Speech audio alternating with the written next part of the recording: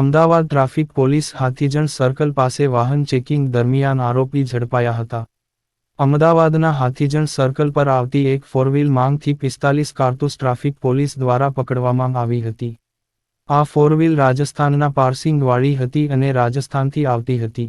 કારમાં 3 વ્યક્તિ બેઠા હતા અને ટ્રાફિક પોલીસ દ્વારા ચકાસણી કરતા એક દેશી પિસ્તોલ, 2 કારતૂસ અને 4 મોબાઈલ ફોન મળી આવ્યા હતા.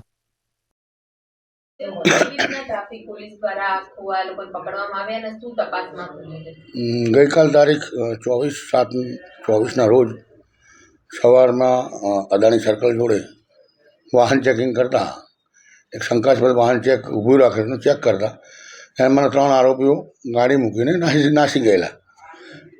અમારી પોલીસે, ટ્રાફિક પોલીસે 3 આરોપીઓને પકડીને ગાડી ચેક કરતા એમાંથી દેશી બનાવટનો તમંચો અને 2 કારતૂસ મળી આવે. તમામ 3 આરોપીઓ જે છે રાજસ્થાનના છે અને રાજસ્થાનથી અમદાવાદ આવેલા. ટ્રાફિક પોલીસ અગાઉ બી ઘણા ડિટેક્શન કર્યા છે, તો શું એક અઠવાડિયા પહેલાં અગાઉ 9 લાખથી વધારે કિંમતની નકલી નોટો પણ આ લોકો અદાણી સર્કલ જ પકડાયેલી વાહન ચેકિંગ દરમિયાન, અને એની તપાસ અમે રામોલ પોલીસને સોંપેલી છે.